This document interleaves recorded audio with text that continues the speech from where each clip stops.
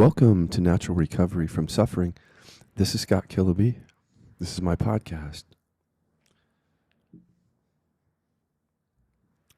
Falling in love, is it real or is it a trauma response? I didn't want to do this podcast, but then Valentine's is coming up and I thought, I really do want to talk about this subject. I do and I don't. Well, if you're anything like me, you've had a long and winding road with this subject. I don't know about you, but let me just qualify myself for a second to talk about suffering in the area of falling in love. In my 20s, started in my teens, but all throughout my 20s and some of my 30s, I kept falling in love with men who absolutely could not reciprocate that. And there was something within me that knew that when I would fall in love, I would tend to pick like straight or bisexual but so closeted that there's just no way that the person is going to come out at that age, And I know this because I have gay men from time to time in college wanting to date me, wanting to be in a relationship with me. Like nice, older, established, handsome men. And then my age, I just had even some choices in that. I didn't want anything to do with any of them. I wanted the straight or bi guy who would absolutely not love me back. I know that many of you can relate to that. And I kept doing that. That kept happening until the non-dual awakening. So the non-dual awakening is a real thing. It actually interrupted a major pattern. I wasn't done though. Just that particular pattern. I wasn't done suffering.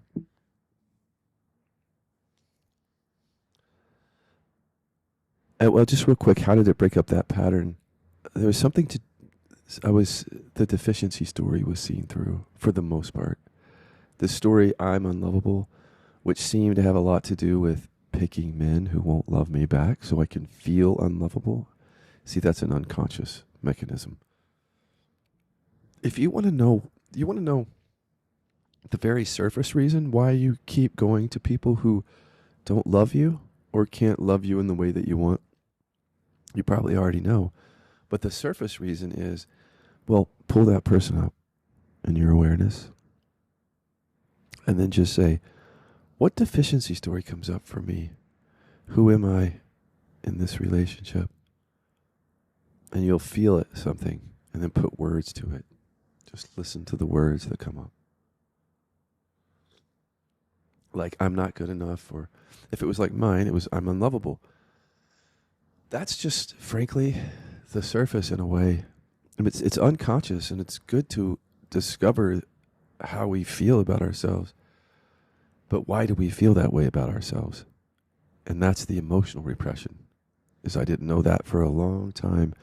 I didn't know that sense of deficiency or lack that we feel is because we are deficient and lacking in emotions that we buried. We're missing them. So of course we feel deficient. But of course we think that deficiency has to do with our self-worth and who we are. We don't realize it's coming from emotional repression. Mine was buried anger. That's the buried emotion that made me feel like I was missing something, like missing that emotion. But I didn't know that because it was buried. So on the surface, this sense of inadequacy or deficiency came out as I'm unlovable. And I have to tell you, I don't know, maybe mine's just a unique experience because I keep hearing people say things like,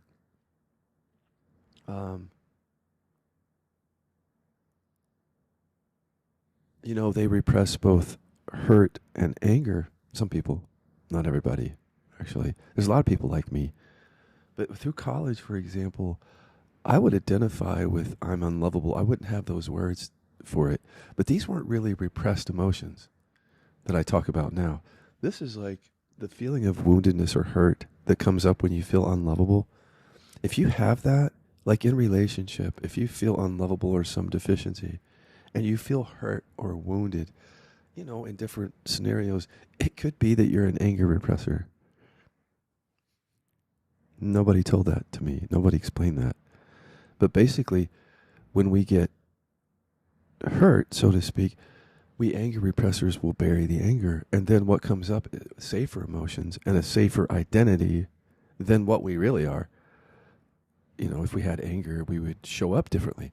But we don't have anger repressors. So we show up as, well, however we show up. Peacemaker, good, I'm whatever. Quiet, kind. But often, anger repressors, for example, will have this deep core unlovability or deficiency. Something is missing. And that's the anger that's missing. So we can fall in love and feel so hurt by it because that's safer than the anger. And that's what I did all through my college years and playing in a band. I would just pick a guy who I know wouldn't love me, and then he wouldn't love me. I would feel unlovable and I would feel hurt, but I would never feel angry. I would never feel anger. And so I would identify with the hurt then, see, and the unlovable story. Because whenever we hold back what's true for us, we're forced to identify with what's false. I was forced to identify with hurt and woundedness and sadness when these guys wouldn't love me back because I couldn't get angry.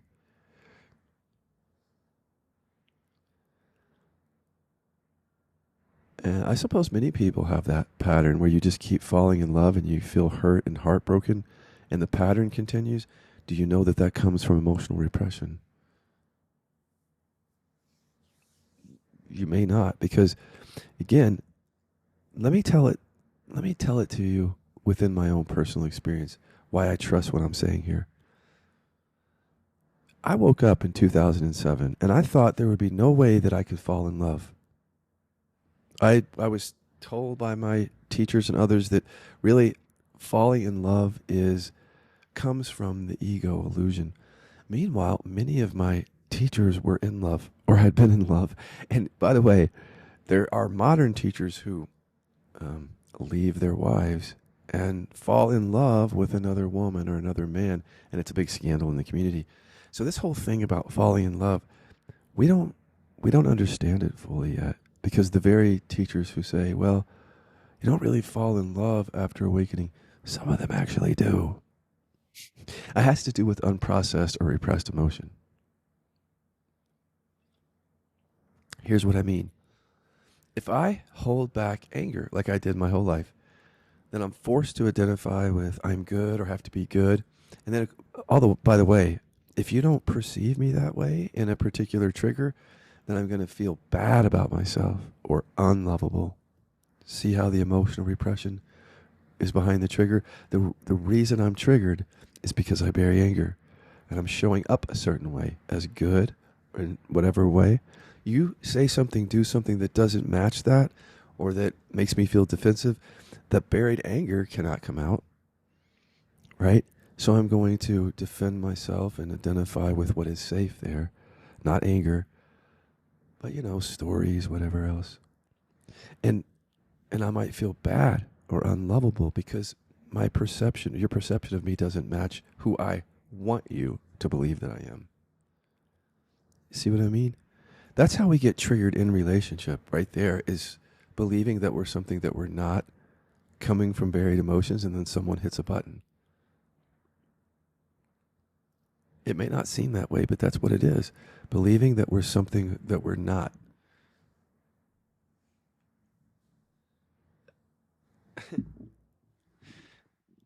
Right? That's roughly how you say it, but it's like some people would say, well, I don't believe highly of myself. So what do you mean, Scott? If I believe highly of myself and somebody knocks me down, it doesn't have to be highly of yourself. You just think a certain way about yourself.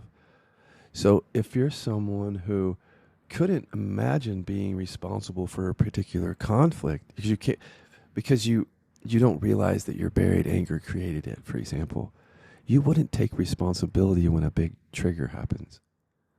See that? This is really hard for us anger repressors to see. I want to explain this before I go into the falling in love thing.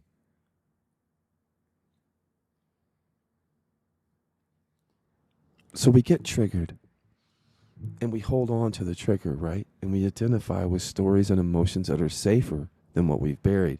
And so we hold on to the buried emotion, which is the contraction underneath everything, during the whole trigger. It doesn't dissolve. So the buried emotions never get touched when we get triggered, usually. That's our trauma in those buried emotions. So we keep getting triggered, in other words, because we don't get to the trauma buried.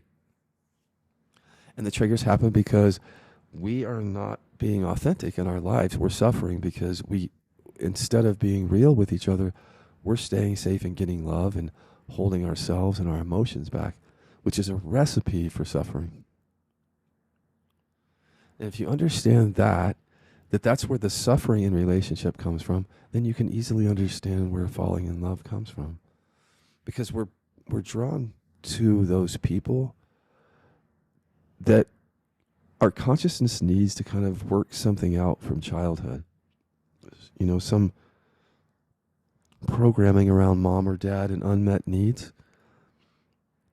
And we go to meet those needs. Those needs are still unmet, or those emotions are still unprocessed within us. It's so obvious if you see it. Like, I'm just using the example of the teachers who cheat on their wives or husband as this being a very clear case of unprocessed emotion, because these people are otherwise conscious and clear. They're not going to want to harm their spouse on purpose or consciously.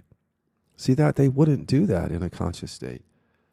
But an unconsciousness comes up and creates a limerence or even a falling in love for someone else, coming from where something didn't get met in childhood. See, an awakening doesn't deal with that completely necessarily. So this stuff that happens where there's cheating and different things, I think it bamboozles people and spiritual communities, and even bamboozles the teachers that it happens to. I think that many of us don't understand trauma and repression. So when we act in certain behaviors, or we get sick or have chronic pain, we don't understand that this is our emotional system, that we have not embodied the realization fully, and we're experiencing these effects of unprocessed emotion in the body. Yeah, so if you understand that, let me tell you the story of, and I really did fall in love with Chester. I mean, I don't know if it wasn't in that dreamy way in college. This was just a few years ago, 2017. I got to tell you a little bit about my dreamy falling in love in college and how it was different with Chester, but the same trauma was there that I had never gotten to through the awakening experience. So it's like my system invited Chester in, he was really the perfect person for me. Not for, never-ending happiness. We're still together, though. But because if you find the right person, that person's going to help you become conscious. And if you don't, certain people it'll be a safe relationship, right?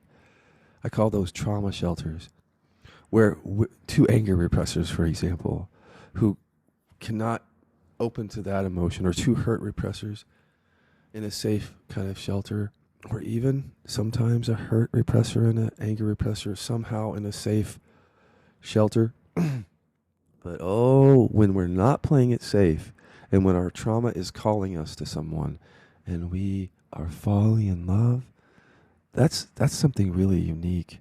I want to focus on that and tell you the story of me and Chester and how I fell in love. Maybe 12 years after awakening initially to non-dual realization. And you won't hear a lot of teachers talk about this, because usually what happens is they're married to someone. If they cheat on their spouse, they're not going to tell you about those feelings, because that brings up trauma and stuff.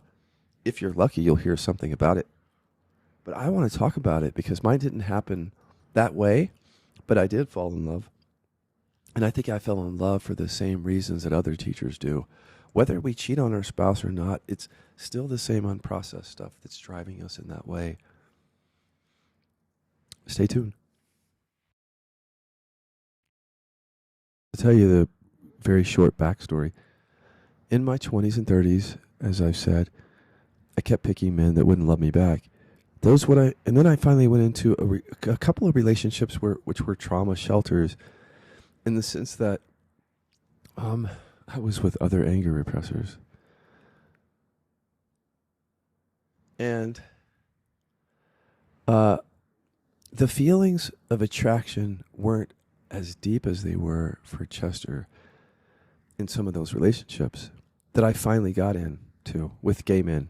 I finally started dating and being in relationships with gay men in my 30s, early 30s. Several relationships. And then what I realized again, as after awakening to awareness, is somewhere after that, well, I thought that I couldn't fall in love. I realized it. I thought that I couldn't. It felt like a realization. That's exactly how it happens with unembodied awareness, is you don't know what you don't know. You can't know what you don't know. And you can't feel what you can't feel, and you can't see what you can't see. So to make claims about your state of consciousness is always tricky if there's unconsciousness in your body. That's what I learned. Because I said things like, well, I don't think you can't fall in love after post-awakening because it comes from ego, false identity. But actually, it's so much deeper than that. It's not just that.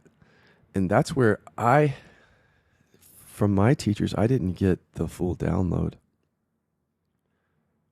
because they didn't know. Some of them have buried emotions still.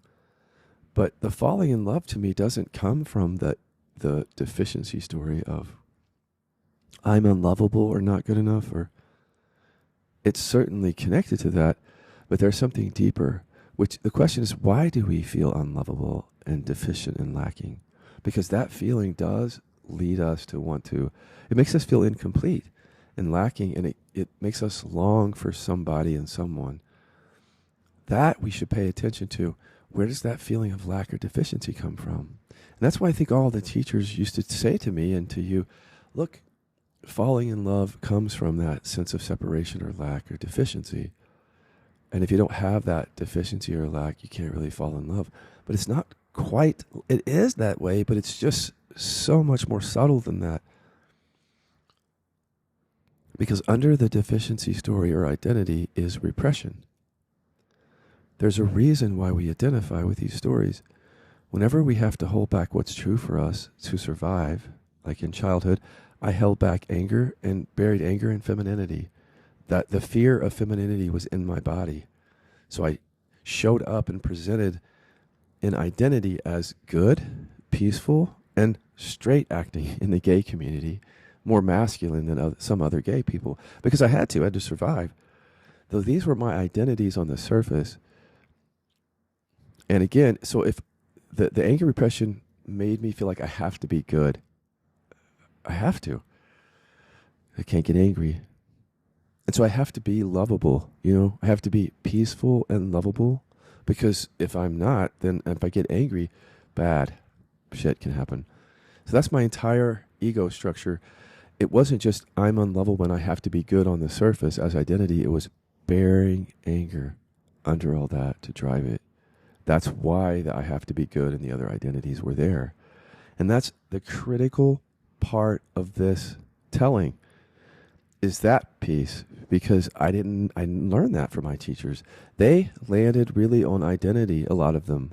Just like, in other words, if you don't believe that there's someone here who's unlovable or not good enough, you can't fall in love, so to speak.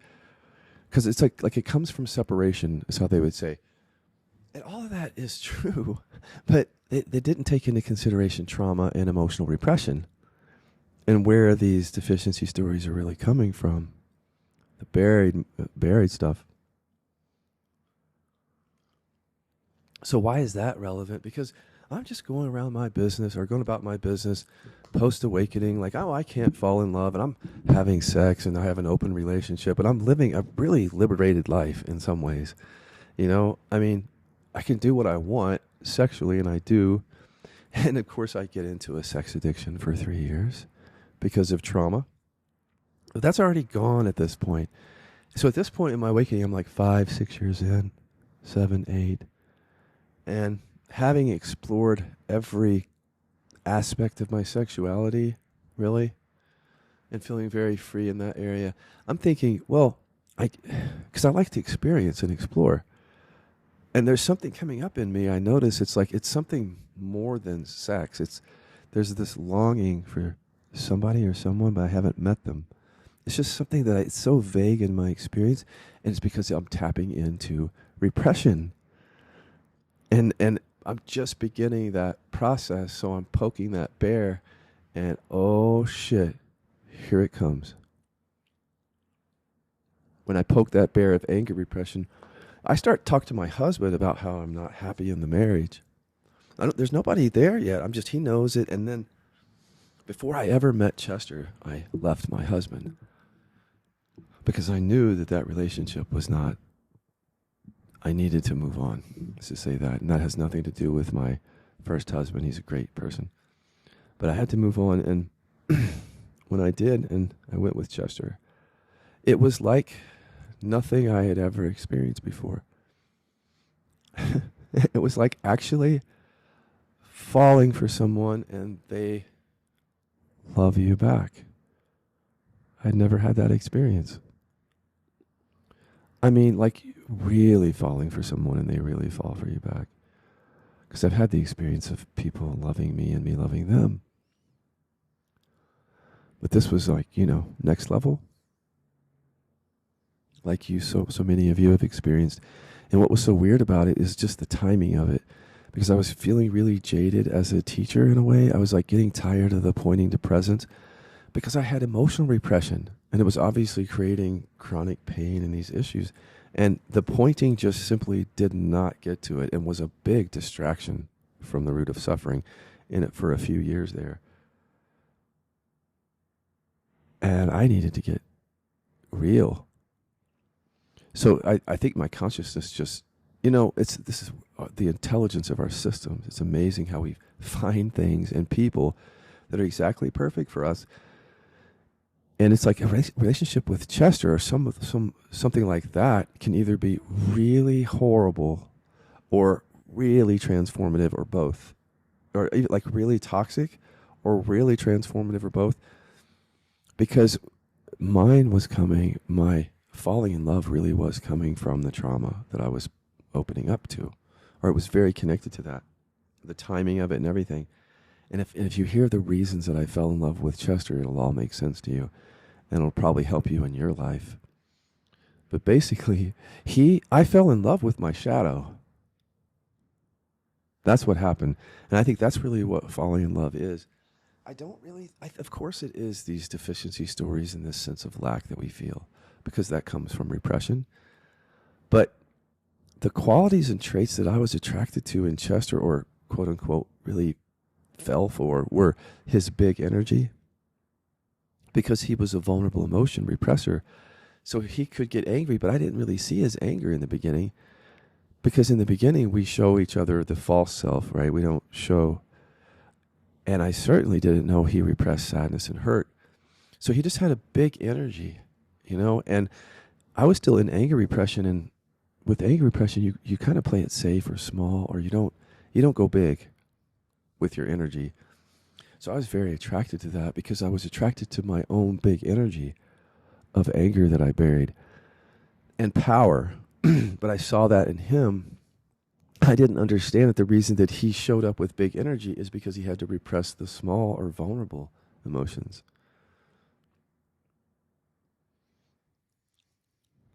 I wasn't conscious enough to be able to say that or see that. So all I was interested in was I'm attracted to him and I want to be with him. And what was strange about it is I couldn't see a deficiency story. So it's like at first when I would boomerang to see, is the usual I'm unlovable thing here? Because that's kind of was always behind falling in love before. And I wanted to know, is that just here still? But it really wasn't. And it didn't make any sense. Like I don't feel any sense of lack or deficiency in my mind. I couldn't see any thoughts, in other words. And I also couldn't feel any deficiency in my body because I'd done so much work by then that most of the contractions that carry the sense of lack throughout my core had transmuted. So it's just me as presence and then chronic pain. and these intense feelings of attraction and love. And I can't find a deficiency story. As skillful as I am and have been doing inquiry for years, I can't find it. It's all very baffling to me. Like, why do I feel this amount of it, this intensity, but I don't feel like I'm lacking? I don't feel like he's going to complete me. Or if it's there, it's so undetectable. And that's what it was. It was anger repression, and it was undetectable. Because anytime there's repression, there's still lack or deficiency. Because when we bury emotions, we're lacking or we are deficient in those emotions. So we therefore have a sense that there's something missing. But it's not another person. It's our own emotions. But as long as we bury those emotions, we don't know that the sense of lack comes from that, from the buried emotions. And then we look outward and we find somebody that we're attracted to or that we like, and then the repression attaches to it because they may have energy that we've buried that at first we're attracted to. Chester was attracted to my peaceful energy because he had that big energy. I was his shadow in a way. And he was mine because I was, on some level, it was time for me to own my big energy. And, oh, there it is. It's in the form of a 22-year-old, really hot guy that I want to be with, and I'm very attracted to, and I'm falling in love with.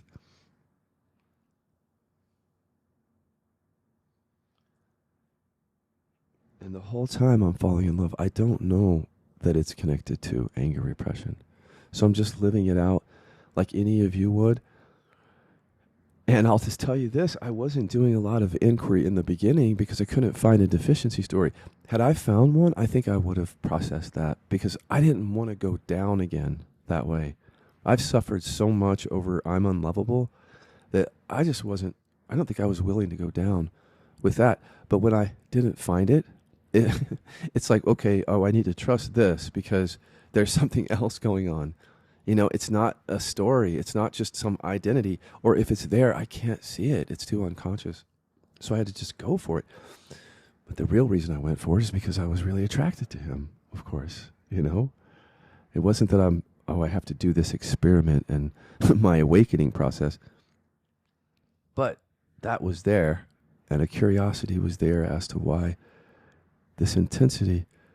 And it just made me realize that the intensity of that doesn't come from some story that we're not good enough, or it comes from the energetic body, like all suffering. Falling in love is that. It's a very felt experience because those positive feelings that we feel of attraction and liking somebody are mixed in with feelings of lack and deficiency, which come straight from repression. We are missing parts of ourselves and we're out in the world looking for ourselves. And when we find somebody that's attractive and has a quality that we have buried, or qualities, bingo. See how it's the repression that creates the shadows, that creates the magnetism on an energetic or emotional level. And then if you have the physical attraction, see, then you have it all. And not every relationship has that, where you have that really intense physical attraction and a really intense emotional. But me and Chester had that. Stay tuned.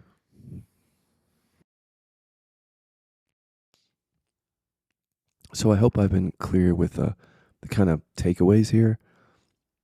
Emotional repression creates suffering. Like science says, it's buried in our bodies. It creates false identity. We don't know who we are. We can't see who others are. When there's an attraction or some interest, the trauma, the repression comes up and we end up falling for our own shadow in a way. Like going for the traits in another, which are buried within us, that we're actually attracted to those traits because we buried them. And then how when we get to know each other after the honeymoon wears off, then it's like, oh, this is who you really are? And then there are the triggers and the suffering. And if we don't process it, then, so a relationship can either be a vehicle for waking up and being free or a source of suffering. In my view, depending on whether you get to the root of the suffering. It's all about that. Well, I hope that made that clear. And I'm going to come back to that with a few little tips and things, but I forgot to tell you how Chester and I met.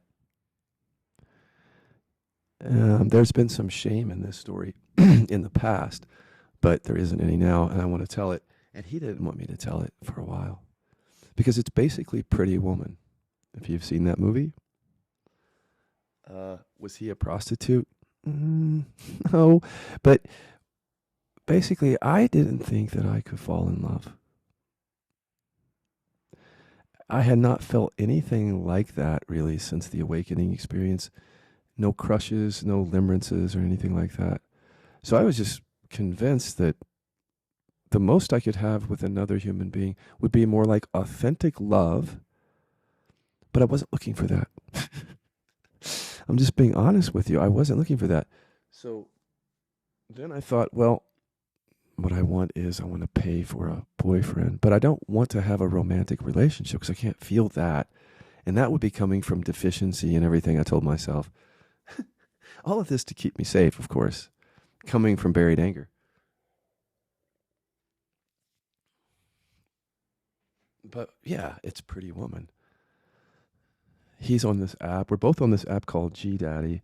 I'm 40. Let's see, no, I'm 50 at that time, maybe. I don't remember how old. He was like 22. I don't remember exactly the age difference. He was in his 20s. I was near 50. We saw each other. I saw him first. And okay, so instantly, when I saw him, there was a physical attraction. Is and still is. I just think he's the most attractive guy I've ever seen. But there was something energetic, and it was in his smile, in his eyes. You know how you feel someone? But I couldn't pinpoint what that was. Once we met, I understood that it's his energy, his big energy, which is, I called it like a big heart, or that like he's my sunshine, like he just shines, his energy. But what I didn't know is he represses the vulnerable emotions. So that's why he had that big energy, and I was drawn to that. Well, I guess I could see that in some way our consciousness knows, because it's like I picked the perfect partner to push my buttons on the repression that had been buried. And how could I have known that over this app in which people are just seeking out other people for like financial relationships, financial sexual relationships? What I wanted was a younger guy to have sex with, and yeah, I'll give you money. Well, what, sugar daddy? I'm fine with that. That's what I'm thinking to myself. It just makes me laugh because we fell in love, both of us, totally. And when I go back to that time in the app, I think like how unconscious you are. Even though you think you're awake, you're saying you can't fall in love and you want to. It's like make a transactional relationship. To me, that felt really clear because I wasn't lying. I wasn't being deceptive. I wasn't coming from ego, I thought. I just like putting it all on the table. I want to have sex with you. I think you're really hot. I want to hang out too. I'll give you money if you need it.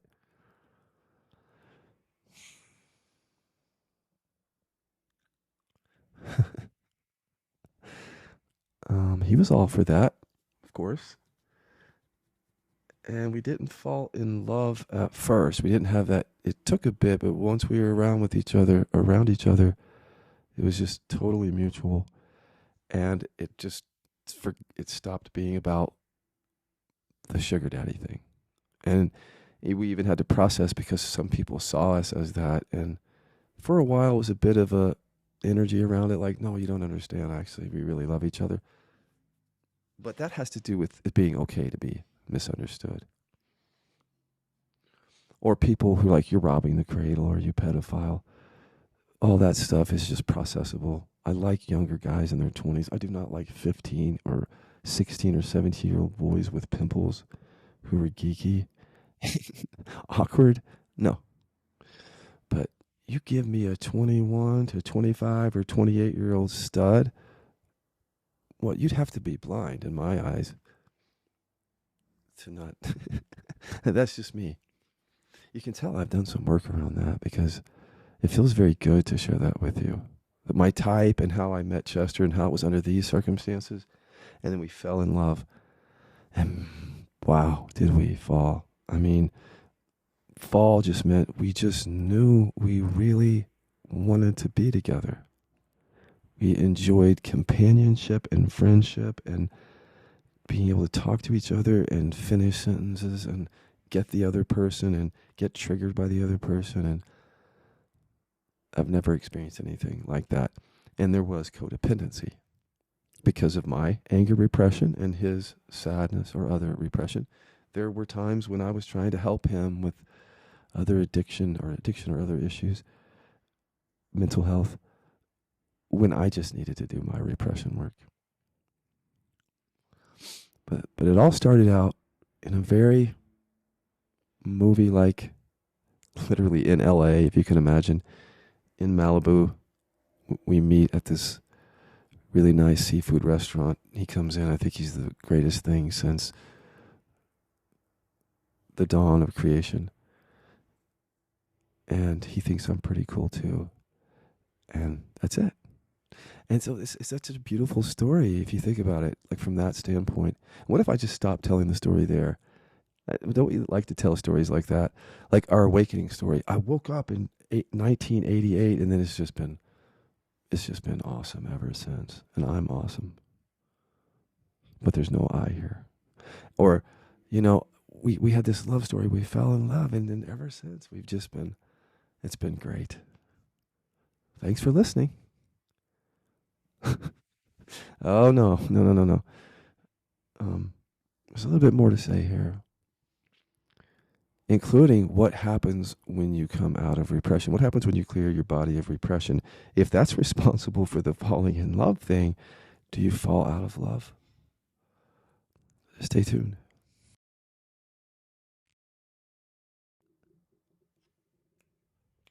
I built a friend with 3 pieces of plastic and a pen. I made him on the table in the den. I gave him my old cell phone for a head. And we had so much fun together. We knew we'd be friends forever. Can't sing too loud. People are sleeping, but that's Alec Benjamin. The song is I Built a Friend. And when Chester played that for me months after we gotten together, I'd already had the insight that the reason that I so-called wanted to buy a boyfriend is because I had unprocessed stuff. I was actually falling in love. I was in love, so to speak, quote unquote, whatever that is. It wasn't that I bought a boyfriend, but it started out that way. Like I built a friend.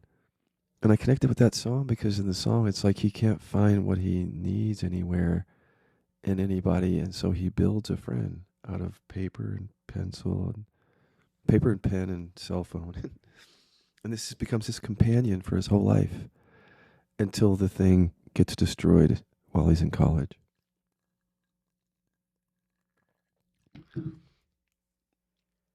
So that song, even though it was melodic, it really made me sad because I resonated with what I had done there, is because I felt like I couldn't find what I was looking for emotionally in prior relationships and out in the world.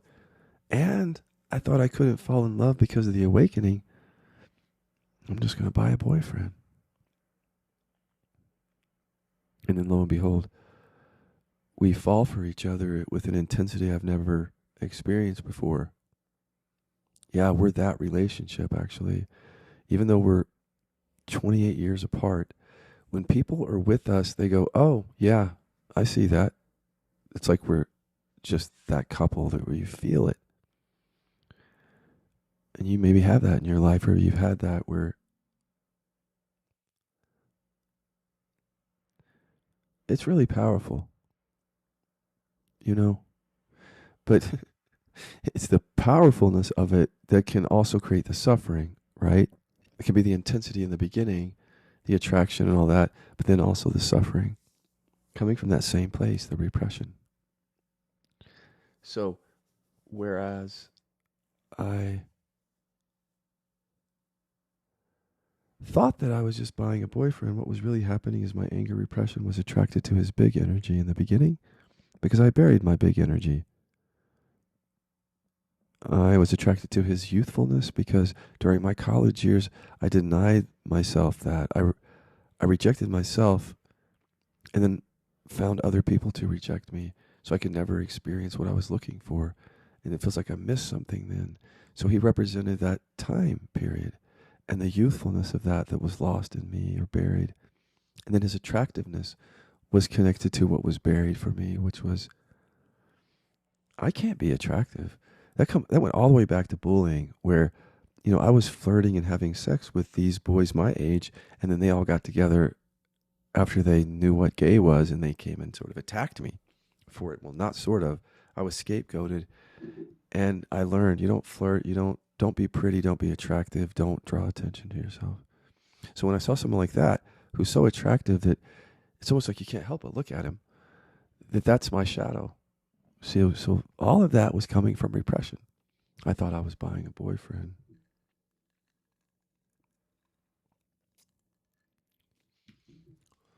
So what happens after the falling in love stage?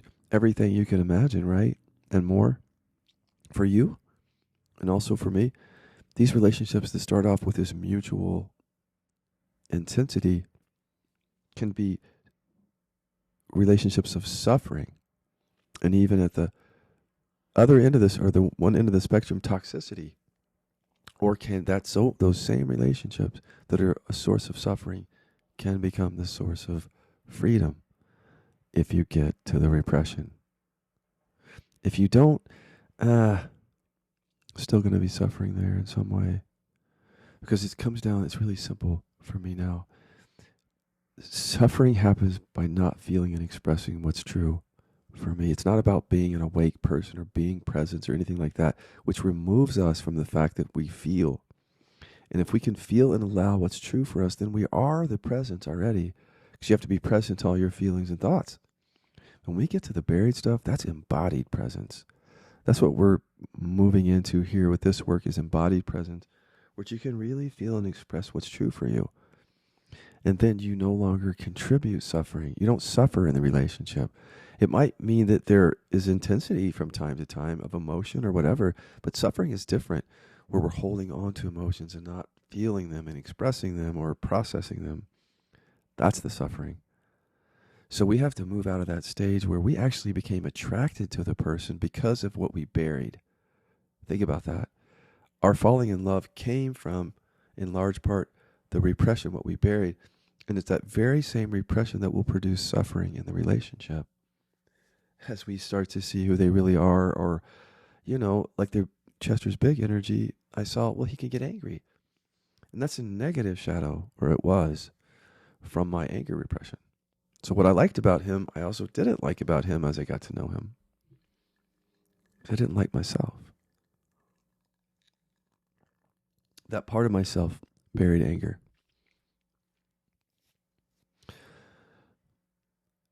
You have to give it all up, because the very repression that led you into the illusion of falling in love now has to be clear to have authentic love, because you can't stay in the illusion and not suffer. But as you open to the repression and you are conscious and can feel and express the emotions you have, especially the buried stuff, the stuff that you buried, that's it.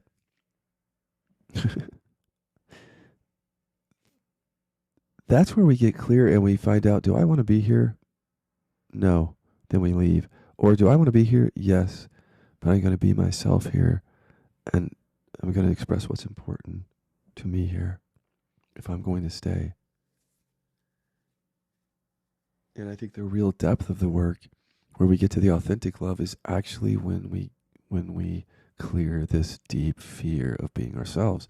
So I'll just say this, is one of the things that helped me to find this deeper love, which is just me. We're discovering ourselves here. This is all what our relationships are for, is to discover what we are, each of us, to open to all of that. And that's what happened for me with Chester. if you just watch, your system will do it for you if you're skillful.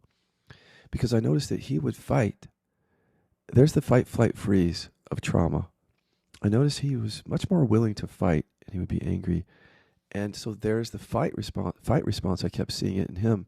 And then I kept seeing that I would leave when he would get to a certain level of anger. So there's my flight response. Sometimes I would freeze, which I would just be quiet. And that my chronic pain would act up, but I wouldn't have anything to say. It's like a freeze or shut down. I was forced into either flight or freeze. He was forced into fight. There's another shadow. I was forced into freeze and flight because of my anger repression. I can't stay and fight. Can't get angry. So one of the takeaways here, not only is repression creating the falling in love, trauma, and creating the suffering in the relationship, but the repression is connected to how we relate to each other when there's conflict. Because if he's going to sit there and fight and express anger, and I'm going to leave and withhold anger, hold it back, then we can't have any authenticity there. We can't even connect in those responses. We're in self-protective state. So I had to do repression work around anger to just not leave many times, or if I left, to stay open to him, to get angry or to talk or be vulnerable or whatever. I had to do that deep work before there could be real authenticity, and he had to do the deep work of going to the vulnerable emotions instead of just anger to meet me. I mean, it is two-way to a certain degree, because you can do your own work and get clear, and that can be transformative for the other person too. But when the other person is aware of what's going on and you're talking about it, there is this potential for something much deeper that isn't just trauma response. And when that starts happening, conversations start happening to the extent that people feel safe about how they really feel. And then they're more connected, heart connected, more present to each other, to themselves. There's the authenticity. But that doesn't always look like being peaceful or loving. Sometimes it's about being real so that we don't suffer.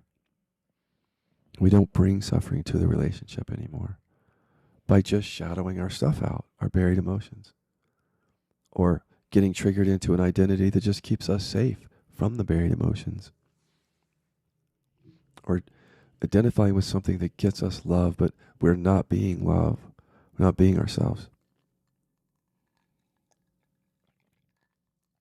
Just remember that from your repression, you can't imagine what being authentic love is or experiencing that, because your repression is designed to scare you when you start to think about feeling or expressing this, even in bed or in relationship.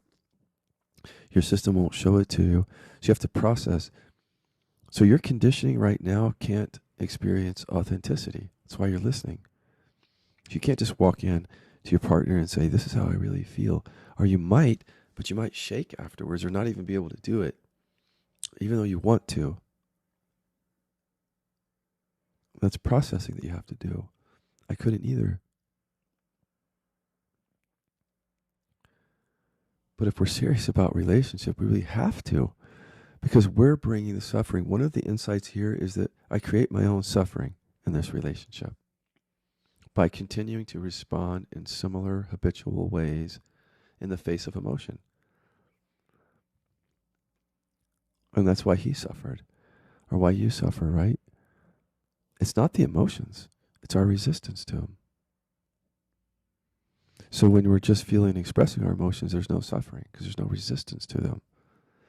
Or to others, and this is where it gets juicy, because if I can allow all of mine, especially the buried stuff, because that's the root of suffering, then I'm going to see my partner differently, but not with any kind of spiritual language. It's energetic. It's like you feel them more, you see them, they see you, they feel you, you feel them. It's not just we're both presence or some sort of spiritual slant. There's that. We're being real with each other. We're saying, this is how I feel. This is what I want. This is what I don't want. I hear you too. It's listening. listening that they have needs, just as I do, they may or may not be able to express. The question is, can I? Can I just listen? But can I feel and express mine also? And if I can't, there's going to be suffering. And this is the sad thing about it, because we really do meet these people who are amazing, these relationships, but so many die because we can't open to ourselves, and so we can't open to the other. Or they don't even die, or we don't break up, we stay in them. A lot of anger repressors will stay in relationships for a long time, suffering, not being able to make a move, leave the relationship or speak up or express something. Going through this whole thing with Chester helped me understand where unconscious behavior comes from, even from us teachers. Even though my relationship was ending and then I was meeting Chester, the intensity of that attraction helped me understand, for example, how we see this all the time. A teacher who will cheat on their spouse or husband, as I was saying, and then they can't address it, like to the spiritual community, or they don't. And if we can understand that it doesn't give them a break, nobody gets a break because of trauma, but you can see where it's coming from. This is repression and shame and unprocessed childhood stuff. That's the intensity of it. The challenge is, can we open to all that? And can we see? We're all going to do stuff like this, or get sick, or bypass in some way and just miss something. But when you're falling in love, you don't think, well, I missed something. You just think, oh man, they're amazing. This could be really cool. It's so blinding to where it's coming from. No wonder we don't explain it when it's happening, because we're unconscious to what's driving it. So what is it that starts to make us conscious to what's driving all this? Like, why don't we just keep doing that? Why don't we just fall in love, or get rejected and never experience authentic love, or just suffer after that first honeymoon phase? What is it? Well, I'll tell you what it was for me. I think this was really the first relationship that I was willing to look at myself much more deeply, because the relationship itself felt worth it. Two, there's something about the intensity of attraction or love that can keep us there. And it feels like it does that for a reason. It's not a coincidence that this intensity is there. And if we can use that, we can see where it's coming from. If we don't just ride the wave and be unconscious around the intensity, because that intensity is going to turn bad, right? The other shoe's going to drop. It's not always going to be, oh, you're the best thing since the dawn of creation. It's going to be like, get your socks off the fucking floor for the fucking 1800th time. Or, why do you always shut down when we start going to talk about real stuff? Or why do you always get angry when I want to be vulnerable? All that.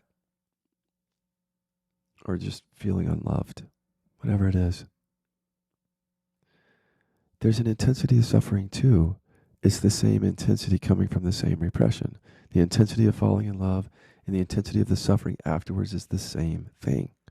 But luckily, because suffering sucks, we might start to become more open during a relationship. If we don't think it's too late, because sometimes we get to that place where, or we think that, well, our partner won't do any work, so what's the point? It's never too late. Ever, ever, ever too late to start doing your own work, no matter where you are. Including if you're sitting out there right now and you can't even take steps towards opening to somebody or getting on a dating app. That's the same intensity of emotion held back, holding yourself back. It's the same thing many of us do when we get into relationships. We continue to hold ourselves back and suffer. But there's something at the other side of processing, not to put a carrot out there, but you just can't experience it right now. Or I couldn't. And it's different. We're going to put a name on it. And for now, we're going to call it authentic love. And I'm going to invite you into that process with me. So if you haven't started the work, I invite you to go to Killaby.com. I just created a shorter version of our repression test in which I show you some triggers and show you how they're connected to the repression. And then I show you what emotions that you're repressing, or you discover it actually. And then how that repression is creating suffering in your life. Killaby.com, scroll to the bottom of the page. Thanks for listening.